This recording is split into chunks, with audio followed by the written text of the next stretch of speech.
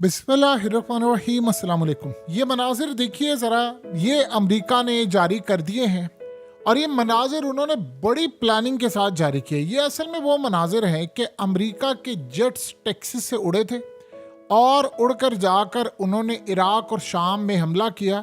और अब आप देख सकते हैं कि किस तरह भरपूर तैयारी के साथ ये जेट उड़े, कंट्रोल टावर से सारा मामला हुआ और फिर अचानक से उड़कर वहाँ से जाते हैं। और ये तकरीबन 7,000 यानी B-1 बॉम्बर था, ये 7,000 किलोमीटर तक ये ट्रैवल कर सकता है और रीफ्यूलिंग होती है। अब इसने जो जाकर वहाँ हमला किया है उसके बाद एक अजीब सूरत हाल हुई। अब असल में ये मनाजिर क्यों जारी किए गए? ये मनाजिर उन्होंने इसलिए जारी किए हैं कि अब हम ईरान तुम पर हमला करने के लिए आ रहे हैं। आप ये हैरान होंगे कि अभी हालिया जो हमला किया था उसके बाद मामला कितना बिगड़ गया है कि इस वक्त जो बाइडन को इतना प्रेशर बर्दाश्त करना पड़ा इसराइल से और वो ताकतों से। यानी मिसाल आप यहाँ पर ले ले के हुआ ये है कि ईरान के 2 शिप्स जो हैं, कार्गो शिप, वो असल में वहाँ पर मौजूद हैं समंदरों के अंदर। अब उन्होंने अमेरिका को वार्निंग जारी कर दी। उन्होंने कहा हमें इंटेलिजेंस मालूमात मिली है कि आप हमला करने जा रहे हैं हमारे शिप के ऊपर। अगर हमारे किसी शिप पर कोई हमला हुआ जो कि हमारी मिलिट्री बेसिस के लिए कमांडोज को लेकर जाते हैं और उनका सामान और ये तमाम चीज़ें, तो फिर हम आपकी ईंट से ईंट बजा देंगे, गलती से भी यहाँ पर हमला ना हो। और हमें पूरी इत्तलात मिली है कि आप यहाँ पर हमला करने की तैयारी कर रहे हैं। अगर ये हमला हुआ तो हमारी तरफ से बगैर देरी किए आप पर हमले शुरू हो जाएंगे और ऐलान जंग है। असल में अमेरिका ने ये मनाजिर जारी किए। हुआ ये है कि यहाँ से जेट जब उड़कर गए तो इराक और शाम में जाकर उन्होंने जब हमले किए तो एक अजीब बात हुई कि वहाँ पर ईरान को पहले से इतलात थी 1 हफ्ता पहले। और अब अमेरिका के अंदर ये खबर ब्रेक हुई है कि बाइडन इतना डरा हुआ था कि उसने ईरान को पहले कह दिया कि हम हमला करने के लिए आ रहे हैं, आप यहाँ से अपने बंदे ले जाएं। अब जब वो बंदे यहाँ पर ले गया तो उसके बाद इन्होंने हमला किया और वहाँ पर जो सेनेटर्स थे, जो कांग्रेस में, उन्होंने कहा कि बाइडन ने हमें पागल बनाया है। इसने वहां पर उन लोगों को मारा है जो वहां से निकल नहीं पाए थे, जो वर्कर थे, को गरीब गुरबा थे। उन्होंने कहा कि अब इतना प्रेशर है कि अगर आपने कोई काम ना किया तो बाइडन की खैर नहीं। उसको कह रहे हैं कि इमीडिएटली ईरान के ऊपर हमला करना, ईरान के मिलिट्री के ऊपर हमला करना है, ईरान के ऊपर हमला करो।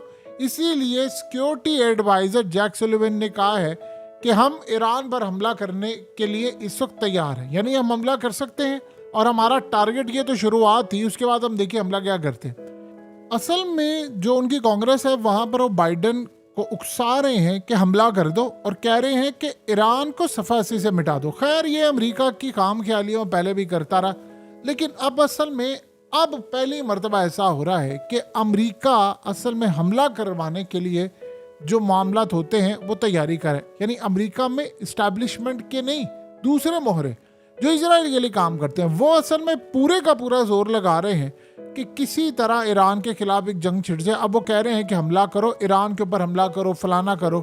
अब जाहिर सी बात है, ईरान पर आप हमला करेंगे तो रशिया तो चुप नहीं बैठेगा, चाइना भी चुप नहीं बैठेगा। साथ ही उन्होंने काम ये किया कि इंटेलिजेंस मालूमात है हमारे पास कि ईरान, रशिया और चाइना ये मिलकर बरतानिया पर एक बहुत बड़े हमले की तैयारी कर रहे हैं। और उन्होंने कहा कि इसी तरह का हमला हो रहा है जिस तरह का हमास ने किया था और हमें पता नहीं चला। यानी असल में अगर आप गौर करें तो ये तमाम चीज़ों में एक चीज़ आपको नज़र आती है कि सारे एक प्लानिंग कर रहे हैं और प्लानिंग में पूरी तैयारी करके रखी हुई है इन्होंने कि किसी तरह हम एक बड़ी जंग छेड़ दें। अब जंग यहाँ से, यानी आप अंदाज़ा कर ले कि रशिया, चाइना और ईरान कह रहे हैं कि यूके पर यानी बरतानिया पर हमला कर रहे हैं और पूरी उन्होंने तैयारी कर ली और उसमें हर तरह का वो हमला करने के लिए तैयार है, क्योंकि बरतानिया में अमेरिका ने न्यूक्लियर डिप्लॉय किया हुआ है और वहाँ से वो हमला करेंगे। बरतानिया की मिलिट्री की सूरत हाल बड़ी ज़्यादा ख़राब है।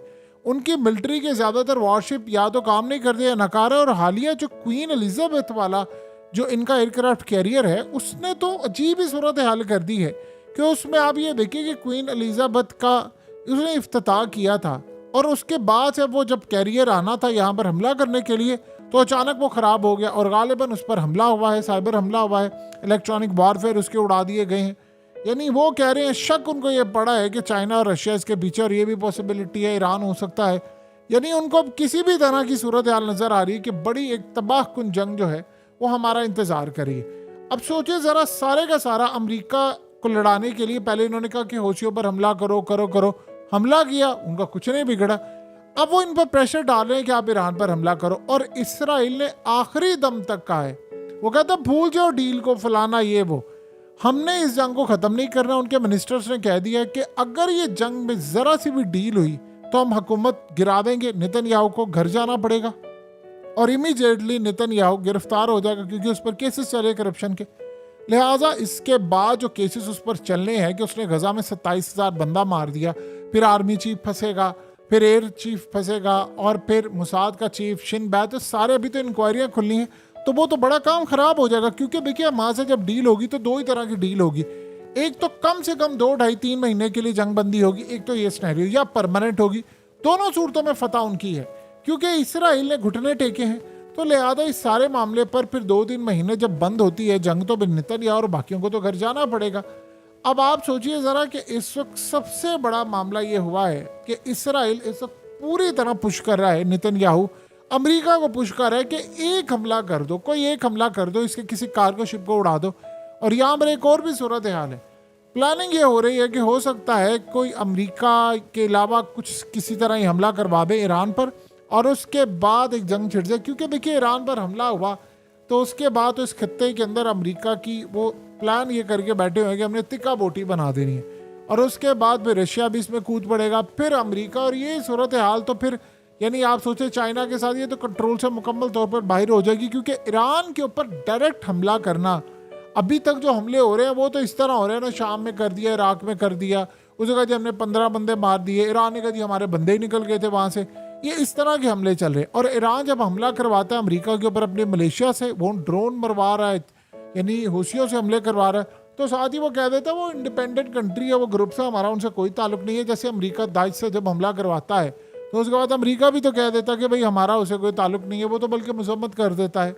तो ये असल में गेम और ये सारा प्लान चलता रहता है। देखिए सबसे बड़ा मामला इस वक्त ये पैदा हो रहा है कि अगले कुछ अरसे के अंदर सारे ममालिक नहीं, बहुत ज़्यादा ममालिक में होने जा रहे हैं इलेक्शंस, और इलेक्शन के बाद असल में चीज़ें बदलने वाली हैं।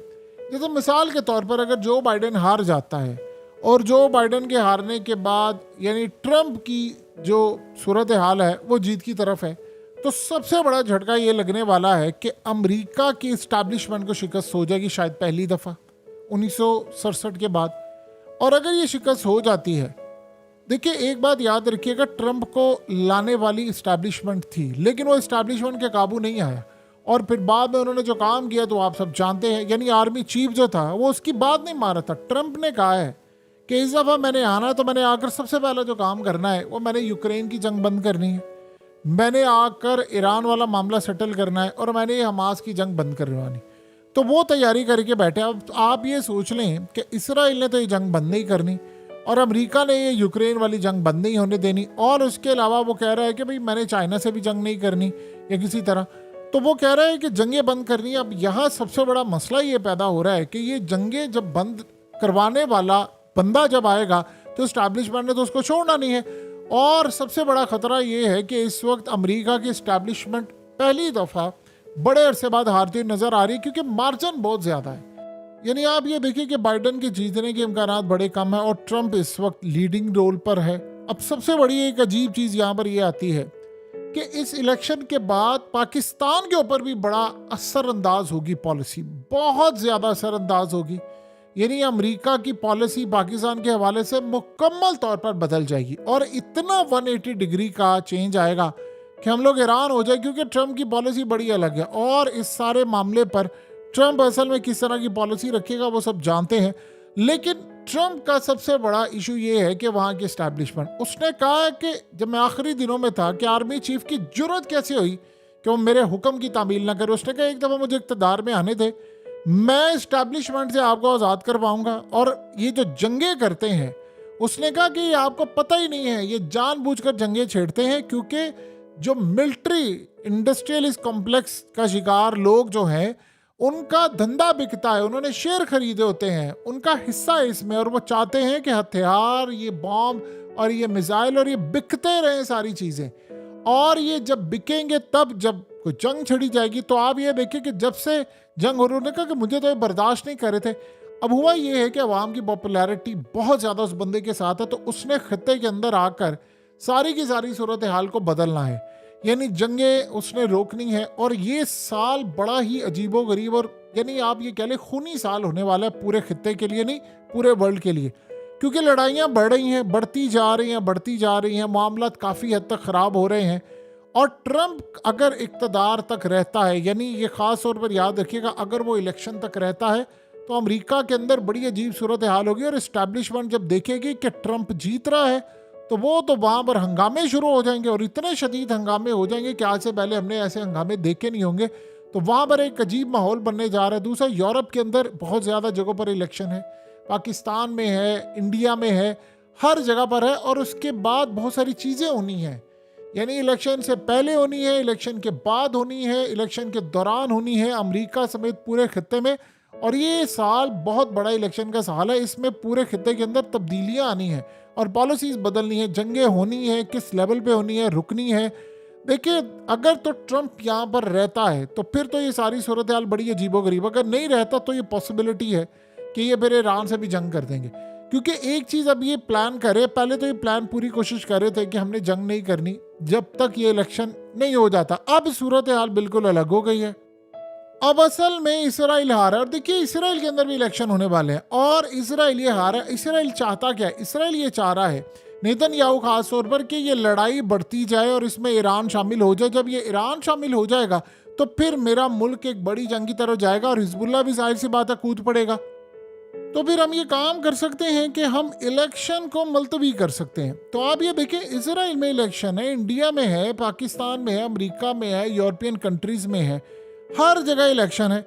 लेकिन सबसे ज़्यादा ख़राब चीज़ है वो इसराइल के अंदर है, और उनको ये बात समझ नहीं आ पा रही कि हमने करना क्या। लिहाजा वो ईरान के साथ एक बड़ी लड़ाई करवाना चाहते हैं कि ये ना हो कि उधर ट्रंप आ जाए और उसके बाद मामलात ख़राब है, क्योंकि एक दफ़ा जंग छिड़ गई तो फिर तो मामलात ख़राब होंगे। अब देखिए, प्रॉब्लम ये है कि अमेरिका की पोजीशन ही नहीं है। यानी आप सोचिए, बरतानिया का एयरक्राफ्ट कैरियर ही काम नहीं कर रहा, तो उन्होंने अमेरिका के साथ क्या खाक जंग में शमूलियत इख्तियार करनी है। लेकिन कोई ना कोई ये बड़ी गलती करवाने के मूड में है। ईरान से ये जंग इन्होंने छेड़ दी तो उसके बाद खित्ते के अंदर अमेरिका का जीना तो हराम है। आप सोचे ज़रा, टेक्सिस से उड़ा कर लेकर आ रहे हैं, यानी टेक्सिस से वो दूर से 10,000 किलोमीटर दूर है ईरान से अमेरिका, वहाँ से उड़ाकर लेकर आ रहे हैं। यानी खित्ते के अंदर कोई भी मुल्क उनको सपोर्ट करने को तैयार नहीं है। उधर रशिया वाला मामला जो यूक्रेन के साथ है, उधर सूरत हाल ये पैदा हुई है कि रूस का आखिरी मोमेंट आ चुका हुआ है, यानी वो किसी भी वक्त अब उसने वहाँ पर एक बड़ा हमला करना है। इसीलिए ये पहले कह रहे हैं, इन्होंने नेटो को मोबिलाइज कर लिया है, नेटो की एक्सरसाइज हो रही है कि 3 लाख की फौजें तैयार हैं कि हमने उसके साथ, इन्होंने लड़ाई करवा देनी है रूस के साथ, क्योंकि यूक्रेन में जो शिकस्त है वो बड़ी बुरी हो चुकी है इनकी। इन्होंने ये बर्दाश्त नहीं करना कि यूरोप हमसे अलग हो जाए। देखिए, यूक्रेन पर अगर आ जाता है ब्रिटेन, यानी वो उनके हाथ में आ जाता है, तो उसके बाद तो फिर यूरोपियन कंट्री सवाल ही पैदा नहीं होता अमेरिका के साथ रहेंगे वो इसराइल के साथ। वो तो नेटो ही तोड़ देंगे और वो जाकर डील कर लेंगे कि भाई आप हमारे साथ डील करें, इससे पहले आप हमारे यहाँ पर आ जाएं। यानी कोई अजीबो गरीब सूरत हाल है, हर जगह पर आपको एक स्टेज सजता हुआ नजर आ रहा है। देखिए, जहाँ तक बात है अमेरिका की मिलिट्री बेसिस जो खित्ते के अंदर भी होंगी। अब मिसाल के तौर पर ऐसा तो नहीं है कि अगर ईरान के ऊपर डायरेक्ट हमला होता है किसी भी तरह से, जो कि ये बार बार उसको उकसा रहे हैं, तो ईरान ये कहेगी जी ठीक है जी, इस मिलिट्री बेसिस मुल्क की हमला नहीं हुआ तो मैं भी हमला नहीं करूंगा। वो फिर कहेगा अमेरिका के टारगेट को, ऐसा नहीं होगा कि फिर हमने शाम में या इराक में किसी जगह पर हमला करना, वो फिर कहेगा हमने डायरेक्ट हमला करना है, और ये सूरत हाल फिर उनकी बड़ी ख़राब हो जाएगी। देखिए, चाइना ने उनको इतना मजबूत कर दिया हुआ है, इतना ज़्यादा मजबूत कर दिया है कि आप देखिए कि रूस ने जो जंग लड़ी है उसमें अगर इनके ड्रोन्स ना होते तो शायद वो जंग को इतनी जल्दी जीत ना पाते। तो चाइना बज़ाहिर आपको खामोश नज़र आ रहा है, लेकिन पूरी तरह उनकी निगाह है। और इसराइल की पोजीशन बड़ी क्लियर है। उसने कहा है कि हमने जब तक ये पूरे का पूरा फ़लस्तीन अपने साथ शामिल नहीं करना, हम पीछे नहीं हटने वाले। कोशिश इनकी हुई थी कि ईरान और पाकिस्तान की लड़ाई शुरू हो जाती और हमारे लिए बड़ा फ़ायदा होता कि फिर हम ईरान पर चढ़ दौड़ते। यानी प्लान उनके ये बैठे हुए हैं कि कल को हम ये देख रहे हैं कि कौन सा मुल्क हमें अड्डे यानी दे सकता है। देखिए, एक बात तो यह है कि हूसियों के खिलाफ जो अमेरिका के मिलिट्री बेसिस हैं वो इस्तेमाल नहीं कर रहे, उन्होंने इजाज़त नहीं दी उन ममालिक ने, तो बाकी ममालिक जिनकी ईरान के साथ सरहदें लगती हैं, ये उनसे उम्मीद लगा कर बैठे हुए हैं कि हमें वहाँ से अड्डे मिलेंगे, तो किसी ने नहीं देने। अमेरिका डूबती हुई कश्ती है, इस पर इस वक्त कोई सवार होने को तैयार नहीं है। जो यमन से मुकाबला नहीं कर पा रहे, बरतानिया के एयरक्राफ्ट कैरियर की औकात ये है कि वो काम नहीं कर पा रहा, तो बताइए इनके साथ मिलकर लड़ाई किसने करनी। बहरहाल ईरान पर इनका हमला बहुत बड़ी गलती होगी, तबाही होगी, और ये इस तबाही को भुगतते रहेंगे और ये बड़े खतरनाक हमले होंगे।